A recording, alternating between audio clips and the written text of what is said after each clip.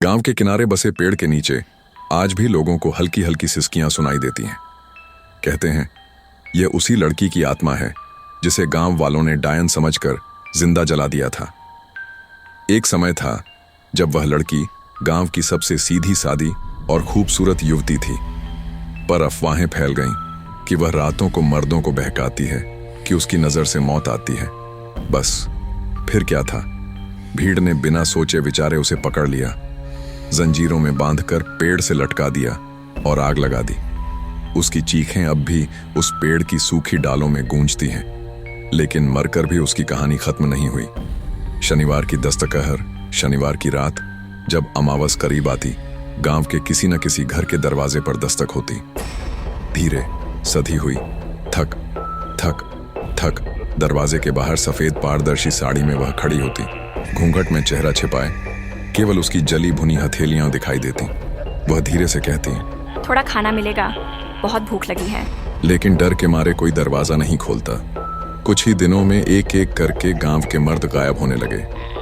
रातें और भी डरावनी बन गईं। बाबा का उपाय तब गांव में एक बाबा आए। उन्होंने सबको इकट्ठा करके कहा, जिस आत्मा को तुमने अन्याय से मारा है वही लौटकर बदला ले रही है। उसे शांति नहीं मिलेगी जब तक कोई उसे अपनाए नहीं। एक कुंवारे युवक को उससे शादी करनी होगी और उसी रात उसके साथ रहना होगा, तभी वह आत्मा शांत हो सकेगी। गांव में सन्नाटा छा गया। तभी भीड़ में से एक युवक आगे बढ़ा। उसका नाम था राहुल।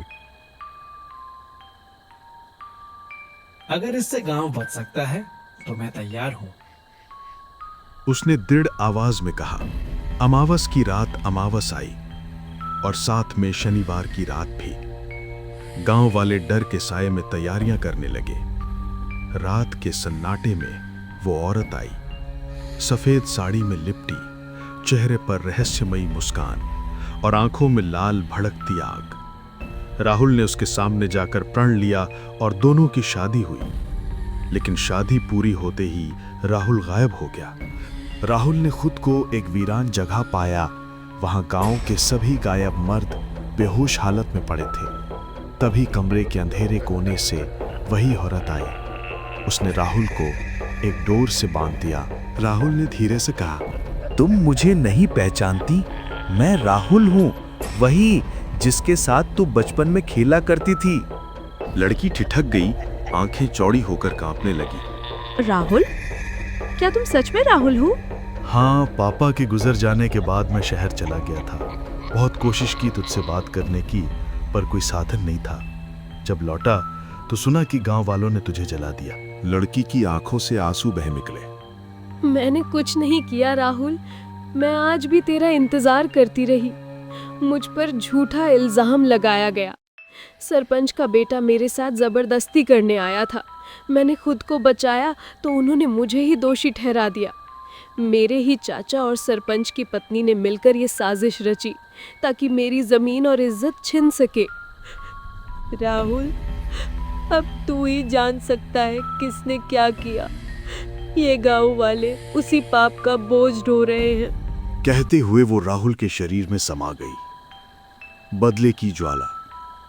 अगली सुबह राहुल गांव के चौपाल पर पहुंचा और बोला कि आत्मा अब मुक्त हो चुकी है।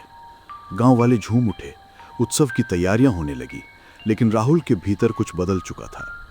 उसकी आंखों में अब वही औरत की आग थी। एक रात उसने देखा सरपंच की पत्नी और लड़की का चाचा साथ छिपकर बैठे हैं। राहुल ने उसे डराया सच उगलवाने के लिए, और वो कांपती आवाज में बोली, हमने ही उसे खत्म करने की साजिश रची थी। वो हमारे राज जान गई थी। सरपंच का बेटा उसके साथ जबरदस्ती करना चाहता था और उसने विरोध किया, इसलिए हमने उसे पागल घोषित करवा दिया।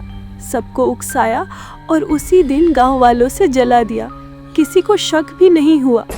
इतना सुनते ही राहुल का चेहरा लाल हो गया। उसके भीतर से वही आत्मा बाहर निकली। उसकी आंखें अंगारे की तरह दहक उठी। उसने चीख मारकर सरपंच की पत्नी को मार डाला, फिर अपने चाचा को भी।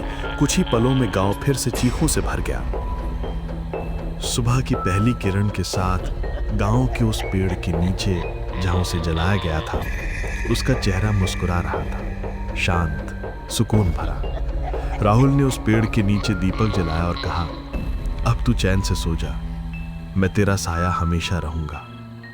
फिर धीमी हवा चली, मिट्टी हिली और गांव में पहली बार शांति महसूस हुई।